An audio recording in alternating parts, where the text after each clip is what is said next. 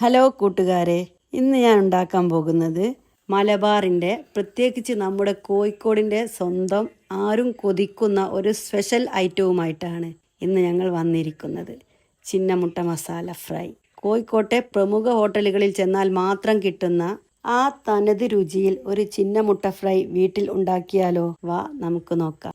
ഇത് പൊറാട്ട, അപ്പം, ചപ്പാത്തി, പത്തിരി എന്തിൻ്റെ കൂടെ വേണമെങ്കിലും കഴിക്കാം. എന്നാൽ ഇത് ഉണ്ടാക്കുന്നത് കാണാം. ഈ ചിന്നമുട്ട മാർക്കറ്റിൽ പോയാൽ ഇതേപോലെ വാങ്ങാൻ കിട്ടും. പൊട്ടിപ്പോകാതെ വളരെയധികം ശ്രദ്ധിച്ച് വേണം ഇത് കഴുകിയെടുക്കാൻ. മീഡിയം സൈസുള്ള സവാള 3 എണ്ണം ചെറുതായി കൊത്തിയരിഞ്ഞ് വെക്കുക. ഒരു ചെറിയ കഷ്ണം ഇഞ്ചി, ഒരു കുടം വെളുത്തുള്ളി, 5 പച്ചമുളക് ഇവയെല്ലാം ഒന്ന് ചതച്ചെടുക്കുക.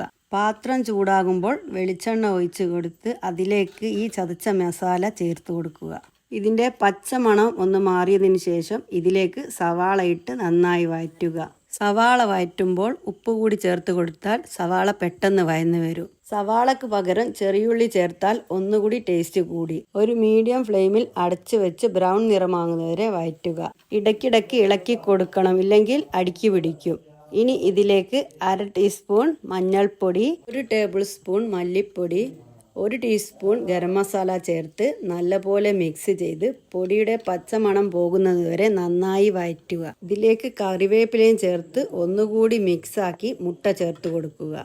ഇനി ഈ ചിന്ന മുട്ട ഉടയാതെ സാവധാനം മിക്സാക്കി 2 മിനിറ്റ് അടച്ചു വെച്ച് വേവിക്കുക. മസാലയൊക്കെ മുട്ടയിൽ ഒന്ന് പിടിച്ചു വരട്ടെ. വെളിച്ചെണ്ണയിൽ ചെയ്താൽ ഈ ചിന്നമുട്ട മസാലയ്ക്ക് നല്ല ടേസ്റ്റ് ആയിരിക്കും. ചൂടാവുന്നതിനനുസരിച്ച് മുട്ടയ്ക്ക് ഉറപ്പ് വെച്ച് തുടങ്ങും. കോഴിക്കോട്ടുകാരുടെ ഒരു സ്വകാര്യ അഹങ്കാരമാണ് ഈ ചിന്നമുട്ട മസാല. മറ്റ് ജില്ലകളിലൊന്നും ഇത് ഇല്ലെന്നാണ് എനിക്ക് തോന്നുന്നത്. ഉണ്ടെങ്കിൽ നിങ്ങളൊന്ന് കമൻറ്റ് ചെയ്യണേ. ഇനി ഇതിലേക്ക് ആവശ്യത്തിന് വെള്ളം ഒഴിച്ചു കൊടുത്ത് അടച്ചു വെച്ച് ഒരു 2 മിനിറ്റ് തിളപ്പിക്കുക. ഇതിലേക്ക് 2 ടീസ്പൂൺ കുരുമുളക് പൊടി, 1 ടീസ്പൂൺ വലിയ ജീരകപ്പൊടി എന്നിവ ചേർത്ത് നന്നായി മിക്സ് ചെയ്ത് ചെറിയ തീയിൽ ഒരു 5 മിനിറ്റ് കൂടി വേവിക്കുക. ഇനി ഗ്രേവി ആവശ്യമുള്ളവർക്ക് വെള്ളത്തിൻ്റെ അളവ് കൂട്ടിക്കൊടുക്കാം. ഇപ്പോൾ ചിന്നമുട്ട വെന്ത് പാകമായിട്ടുണ്ട്. ഇനി ചൂട് പൊറാട്ടയ്ക്കൊപ്പം കഴിച്ചോളൂ. കോഴിക്കോടൻ രുചി ഇഷ്ടപ്പെടുന്നവർ തീർച്ചയായും ട്രൈ ചെയ്യണം. വീട്ടിലുണ്ടാക്കി നോക്കി അഭിപ്രായങ്ങൾ താഴെ കമൻറ്റ് ചെയ്യണേ. വീഡിയോ ഇഷ്ടപ്പെട്ടാൽ ലൈക്ക് ചെയ്യാനും ഷെയർ ചെയ്യാനും ചാനൽ സബ്സ്ക്രൈബ് ചെയ്യാനും മറക്കരുത്.